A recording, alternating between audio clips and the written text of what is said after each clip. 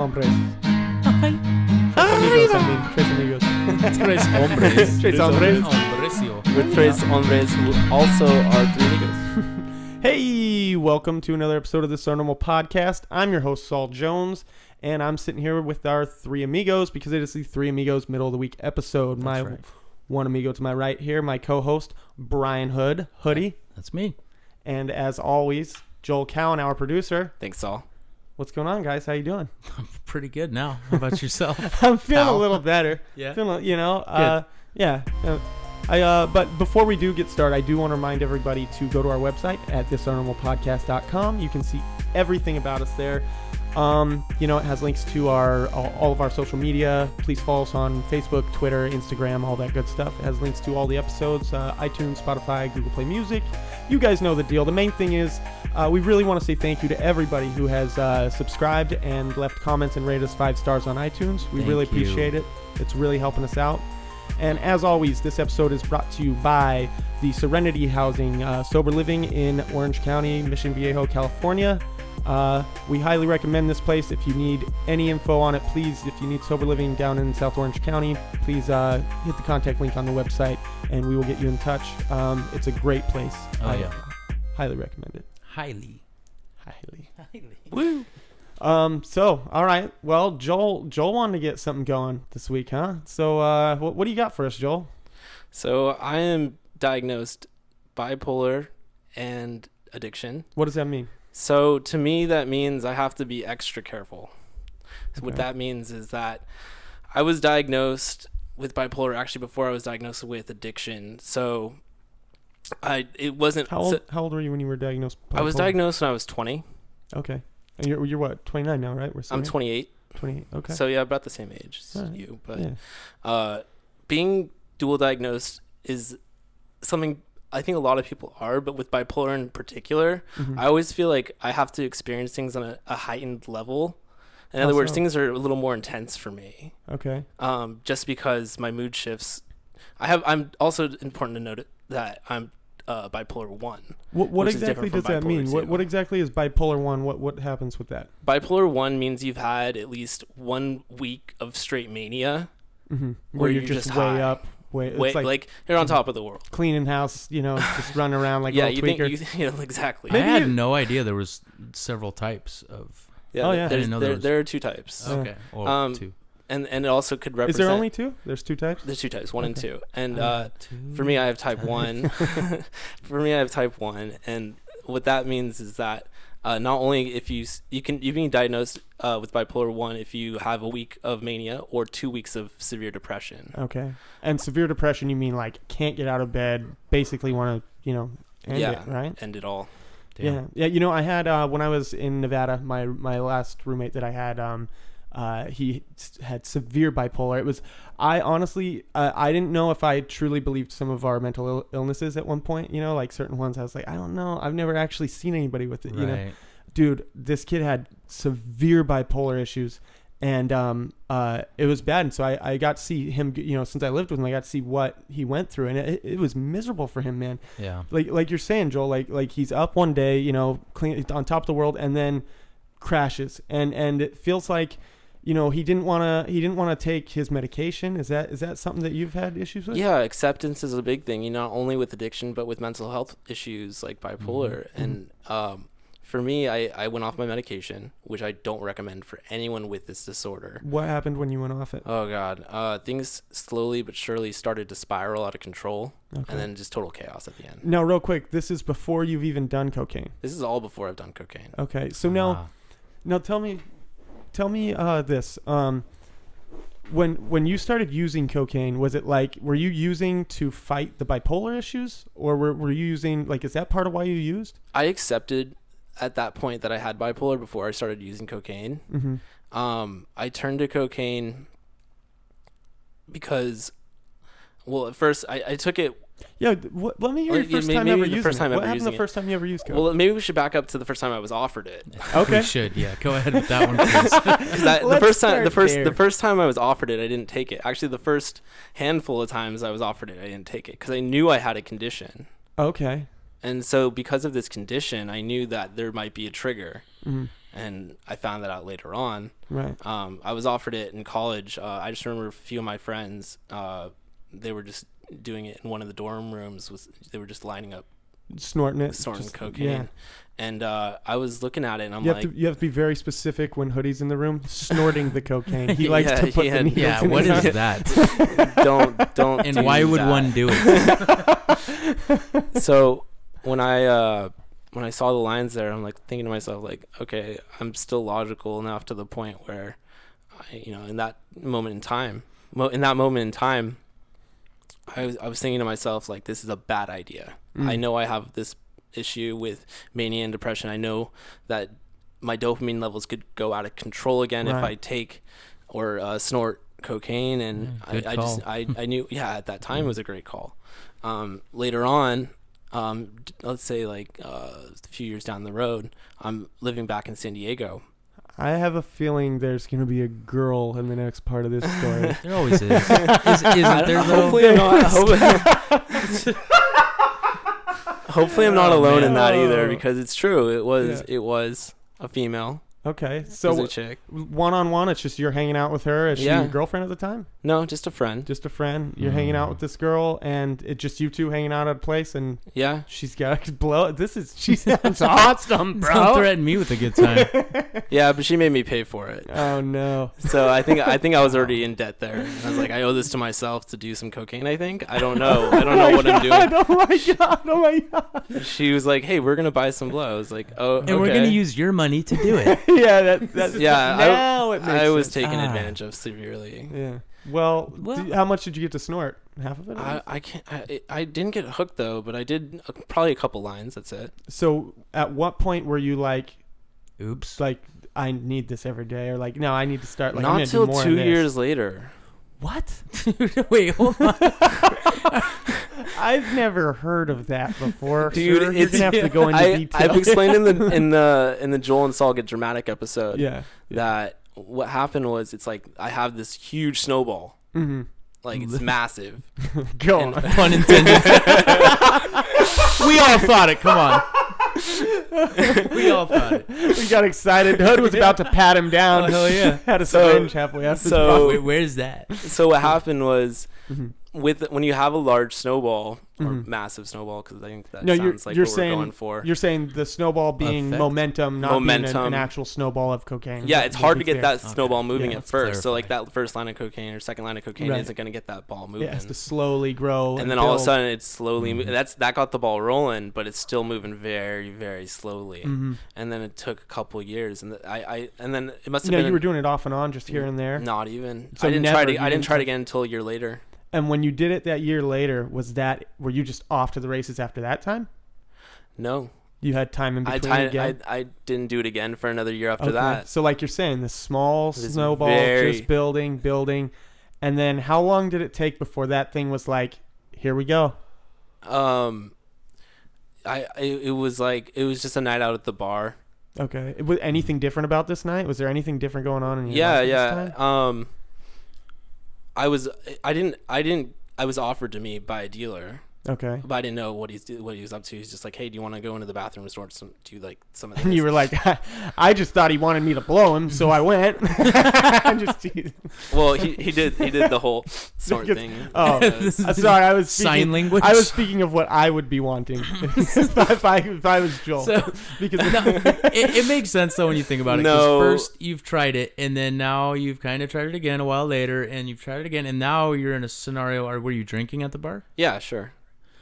So, I mean, it kind of makes sense. Now you've lowered your inhibitions, and now that you've already been a little bit accustomed to it, it's just easier to jump right into it, right? That's Yeah. how I am. I mean, Yeah, for me well- at least, that's how I went out the last time that I went out. Well, it's also important to note, I was talking to a chick at the bar, so like I just wanted to be like the cool guy again. And see, that's the problem with drugs. 'cause It's it so makes cool us- when you do drugs, bro. Yeah. So it's kind of funny. It was the dealer. you're good. I can say his name. Yeah. Oh, his Well, name. well, Let's just go with let's just go with Did Pablo. I not open up an entire episode about fuck anonymity because Yeah, it kills? but it's we drop Okay, names that's on good. here. Yeah. Let's hear it. I don't Okay, his agree name, with that. for all intents and purposes, his name is Pablo. Okay. I think we're safe. Just don't say his last name. Yeah. God forbid. Escobar. Gonzalez. He had Escobar. it was kind of funny because when I picked up from him, he had a shirt that said what was it? I sell Funky. drugs. Oh. So and he always called me Funky. He wore a shirt that said Funky and he called you Funky. Yeah, it doesn't make any sense. It's weird. So what? Did he have a bumper sticker that said Funky? I don't know. What happens here? You see, okay, he offers you blow. You go get some blow. But you know what? What I really want to know is, so you run into this guy at the bar. Finally, you get some sort of coke from him.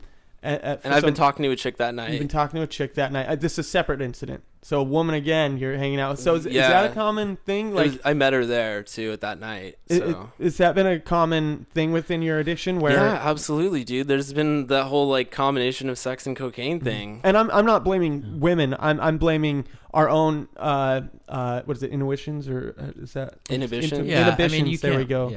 Yeah, I see what you're saying. No, you can't blame any one type of person for anything, right? Other than yourself, if that's the route you're gonna go. No, that's what I'm saying. You know, it's issues where with maybe within yourself where it's a confidence issue. Is that? I overthink things a lot of the time. So when I numbed that prefrontal cortex, like you keep talking about, then they allowed my midbrain to finally release, and it'd been so overwhelmed by the fact that I overthink things, and my prefrontal cortex was just like overwhelming. Sometimes I'd overthink things, so oftentimes I'd struggle with women just to understand them and all that stuff.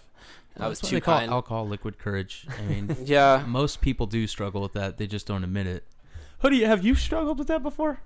No, I'm serious. Never. Oh, because dude. Anyone who says that they never have is either an anomaly or just lying. I agree. Yeah, I mean, dude, there was for the longest time I had no confidence. As a matter of fact, it took up until probably right when I benched 350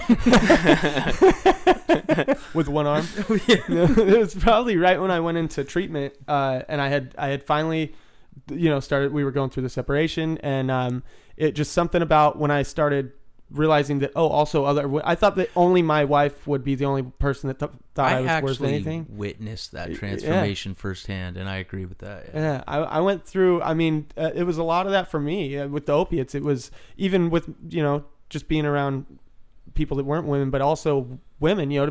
When I was dating my wife, when I started dating my wife is when I started doing the pills around the same time.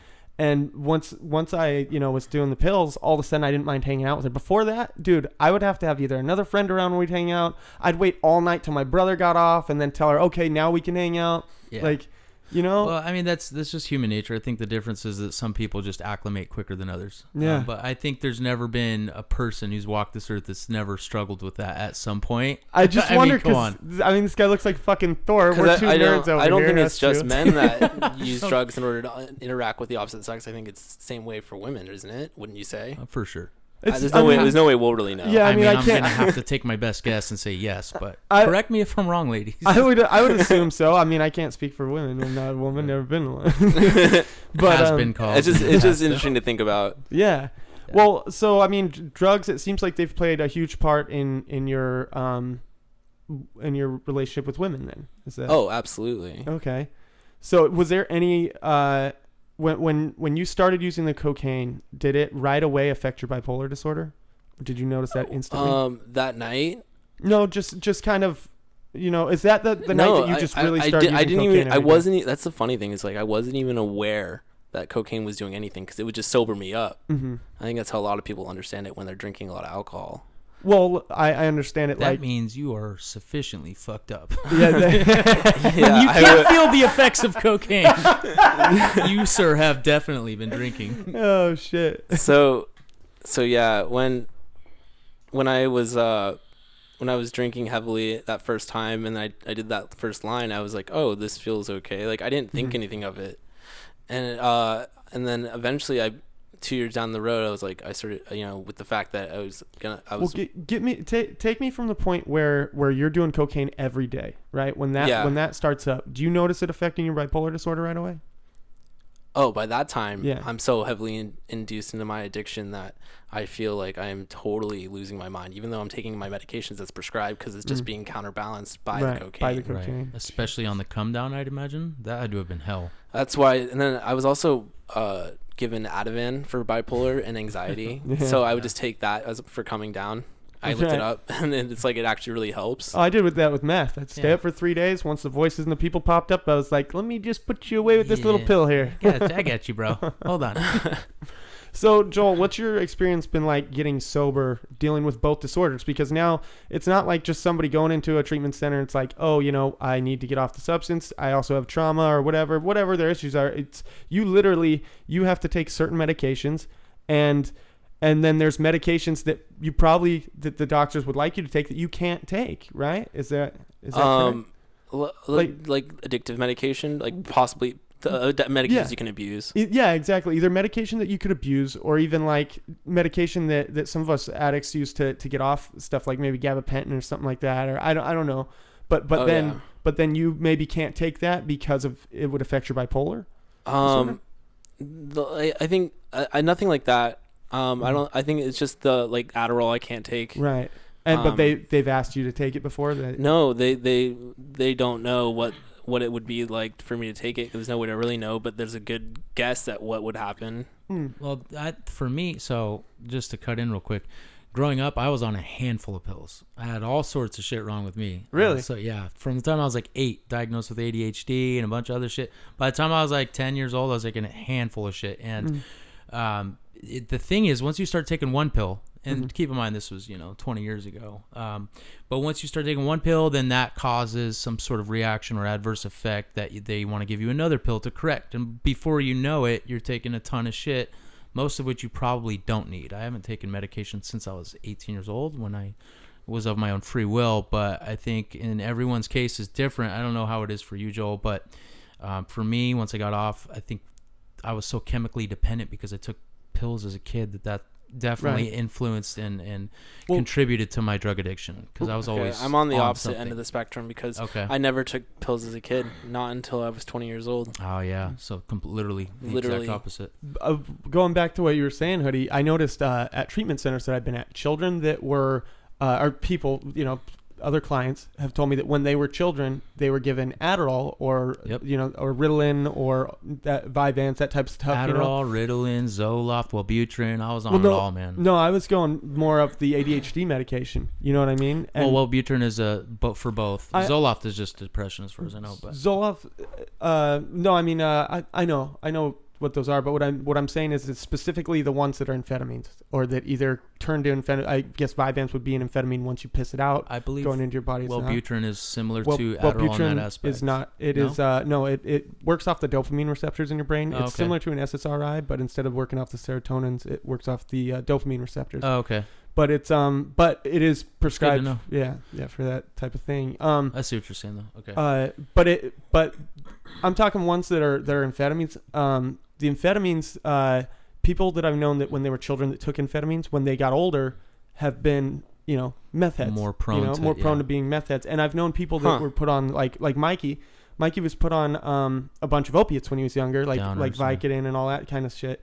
And when he got older, what do you know? Heroin. Weird. And I feel like it's a common issue. Like it's a lot. Sure. Yeah. And now it's different if I think somebody's older and they've gone through certain different things, and now they're going with a doctor and trying stuff out. I don't know. I don't know the answers to any of this stuff. I'm just pointing out what I've noticed going through. Yeah, absolutely. Centers, Yeah, it makes sense to me though. I feel like I've pretty much experienced and gone through the same. Do you think that you're saying? Yeah, that's my experience as well. Yeah. So it did affect you.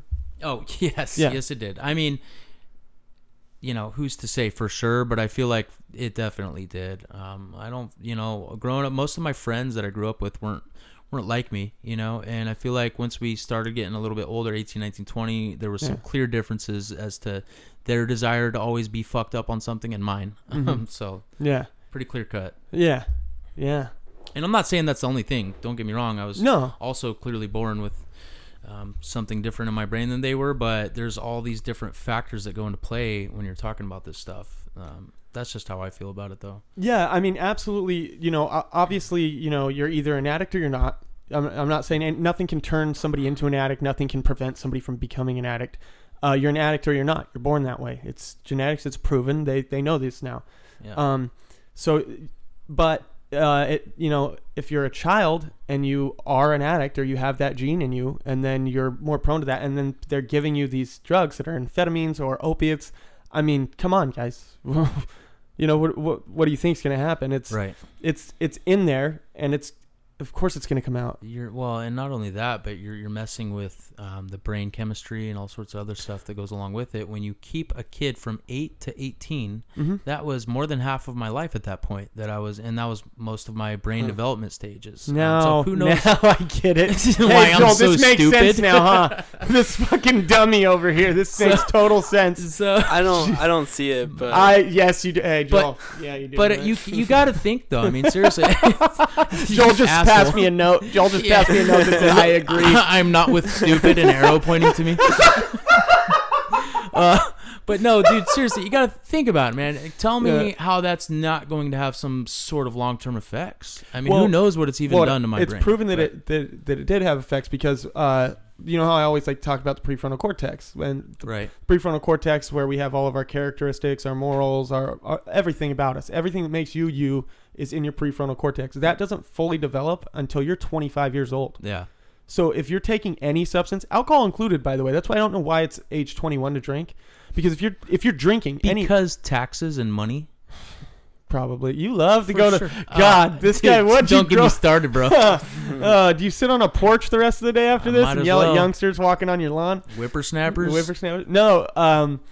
But what I'm saying is like the prefrontal cortex doesn't fully develop. So if you start using these drugs, it stunts it. It stints it. Absolutely. And it's proven. So I don't understand how that's even fucking legal to give somebody anything that's an amphetamine or opiate while they're under the age of 25. And tell me how that's better than them acting out or being hyper. That's not. You mean better than just teaching your kids? No. But what I'm saying time is with them. That's the doctor's fix. Oh, your kid's hyper. Let's give him these drugs. Yeah, I mean, has it? I don't know the statistics on it, Joel. Do you know any statistics? Obviously, we're talking you as an adult, and it's way different. This is all way different. We've gone off on a sidetrack here. I'm sorry. Sorry about that. Yeah, this is way different. It's just, you know what? Screw it. Let's go. I want to go back to Joel over here. Joel, what do we got? If you want to look at statistics, I think that's where you were going with it. Yeah. I just looked this up yesterday, which is that 5.7 million American adults are diagnosed with bipolar disorder. In the U.S.? In the U.S. As adults. Diagnosed as adults. Diagnosed as adults. Okay. Wow. That's a lot, man. That's a lot. You're one of those. I'm one of them, and it turns out that, sadly, 1 in 5 of them will commit suicide. 1 in 5. God. 1 in 5? Mm-hmm. That's staggering. That's literally 20% of every single. That's literally the statistic. 20%. That's mind blowing, dude. Think about that for a second. That's over 1 million people. Wow. Every year? Every year. No. If you have if you're diagnosed with bipolar, you are a 1 in 5 chance likely to die. Got you. By suicide. Okay. Does that play on your mind at all? Yeah, and then I also looked up another statistic, which is that 1 in 5 people who commit suicide have cocaine in their systems in the toxicology report. Really? So there's a relation within the cocaine and bipolar disorder, or just suicide in general, or suicide. Okay, yeah, I get what you're saying.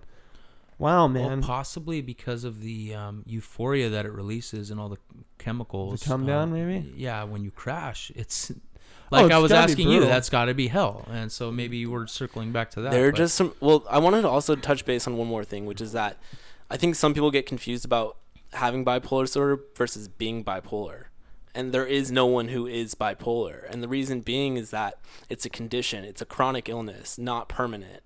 In other words, you can have good days, bad days, really great days, really bad days, or just normal days. It's not consistent. Okay. So there's no way you can just be bipolar.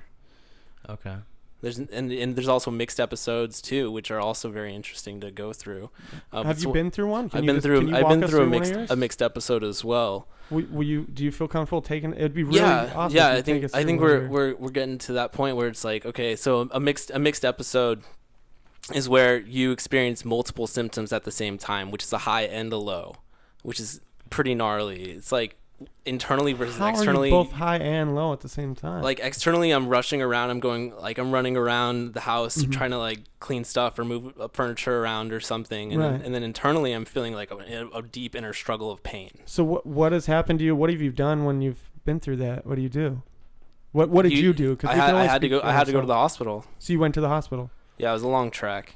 Do you wear it on the outside, even though you're running around doing these things? Sorry to interrupt, but do you think that, like, are you displaying like, yeah, everything's fine to other people outside, or are you wearing like, I'm fucked up and I'm running around doing this shit? I don't know that I'm doing it. I'm in I'm in like a total psychosis at that point, which is also interesting because of when I started getting towards the point where I had to go to rehab. After using cocaine for so long, the psychosis was kicking in pretty bad too for that. Right. I started doing some weird stuff. Like I took a video of me pulling out a light plug, trying to like make it look cool. Like, I don't know. It was weird, man. Like stuff I've done on meth. Samesies. I even have the video. I could post it, but it's totally, What? Are you really willing to post that? It's just, it's not, I'm not in the video. It's just like, it's just like a video of me. Just my dong. It's the okay. You'll have to check it out, I guess. No, yeah. So you're okay. Describe it really quick. We are almost at that point because we do like to keep these episodes on the Three Amigos. We're gonna keep them a little shorter, but we're just gonna try to keep them around 30-35 minutes. But Joel, finish this thought. Okay. Finish this thought. So I was like, what would it look like if I like unplugged the lamp really quickly? How would it look like on video? Like, would the light kind of like dimmer, or would it shine? Like, what would happen to the light bulb? I think it turns off when it turns off. But how quickly and what does it look like? Exactly. And I thought this does sound like some methy stuff. It seemed pretty interesting to me. So what I did was, I don't want to destroy the magic. But basically that's what it is. Okay. I don't want to tell people how I. But they'll get to see it on the website. You'll be able to see it on the website. Oh shit! I like this. Joel's gonna post it on the website, and that's how you guys will get to see the ending of this. I appreciate everybody listening to us. This week. We are at the end there of our Three Amigos. This is our normal podcast episode. I was here, as always, with our producer, Joel Cowan. What's up, guys? Thanks. Thank you, Joel, for sharing tonight. Thanks, Saul. And of thanks, course, Brian. My co-host, Brian Hoodie. That's me. Don't call him Sweatshirt. Do not do that. And just once again, before we go, just want to thank everybody who's been to iTunes and hit subscribe and who left us comments and 5-star ratings. We do read them all, guys. And honestly, I fucking cried over a couple of those. So we really do appreciate everybody who keeps leaving us these reviews and the 5-star ratings. It means the world. So with that, I'd like to leave you guys, and we'll see you Sunday evening when we have a guest. Arriba! Looking tough, like you ain't coming back. Hey little Sammy, when are you going to fly? Times are rough, people get tough, but you got the stuff.